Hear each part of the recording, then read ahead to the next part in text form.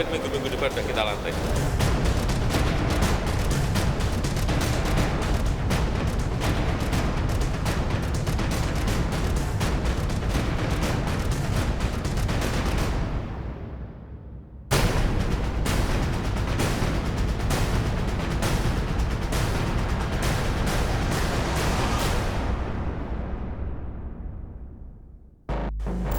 Undang-Undang IKN resmi diteken Presiden. Pertanyaan berikutnya, siapa nama kepala Badan Otorita Ibu Kota Negara?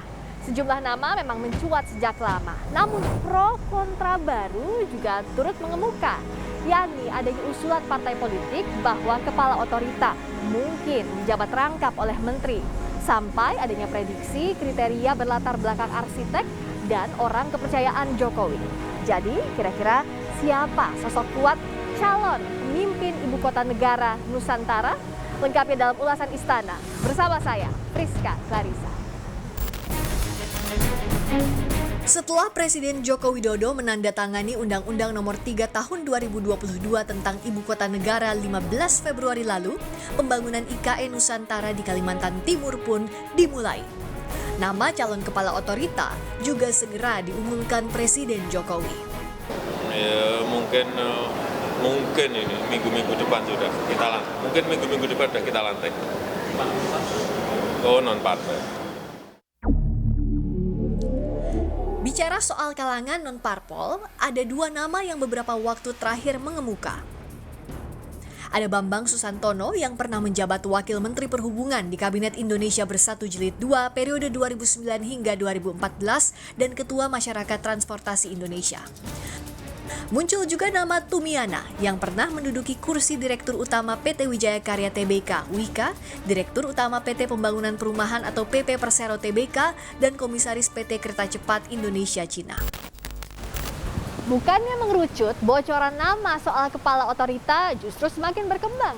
Kriteria yang menguat belakangan ini, Presiden Jokowi menyebut sosok berlatar belakang arsitek yang pernah memimpin daerah. Ditambahkan oleh Wasekjen PKB Lukman Hakim, sosok senior kepercayaan Presiden Jokowi.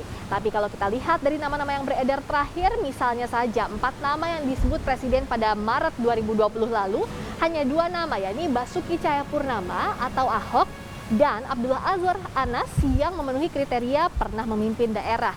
Tapi kalau bicara kepala daerah yang berlatar belakang arsitek, ada beberapa nama, antara lain Gubernur Jawa Barat Ridwan Kamil, Menteri Sosial yang juga mantan Wali Kota Surabaya Tri Risma hari ini, lalu ada Wali Kota Makassar Dani Pomanto dan Gubernur Aceh Nova Iriansyah. Nah, kalau sosok senior kepercayaan Jokowi bisa jadi Bambang Brojonegoro yang terakhir menjabat Menristek dan juga berulang kali mengisi kursi di Kabinet Presiden Jokowi.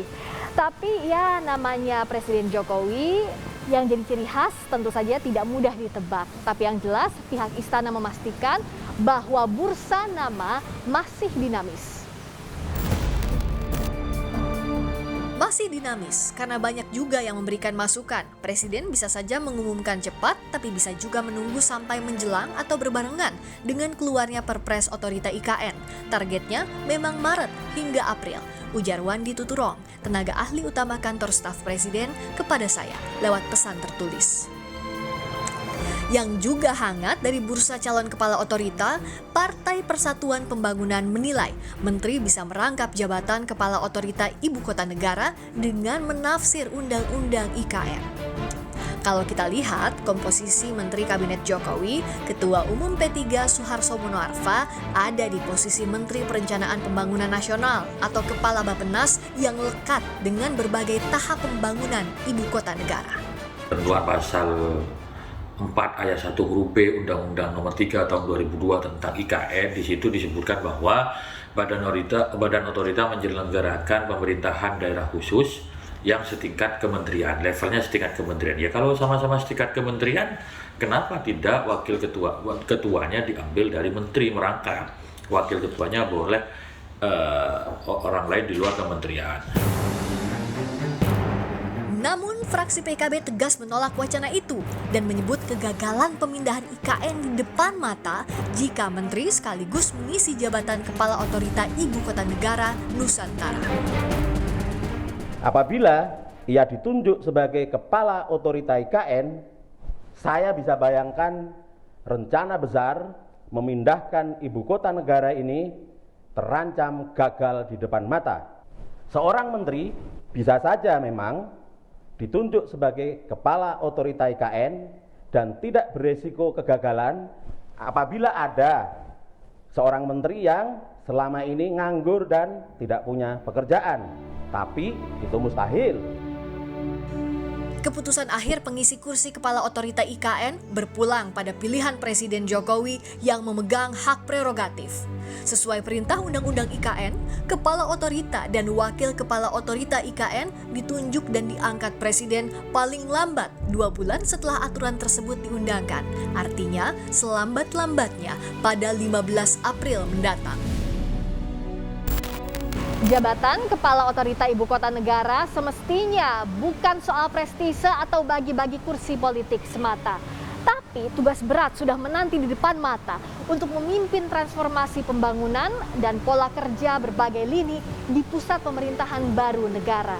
Cakap memimpin semestinya menjadi pertimbangan utama Presiden Jokowi dalam menentukan siapa pemimpin IKN Nusantara nanti. Rizka Clarissa, Gania Febrian, Kompas TV, Jakarta.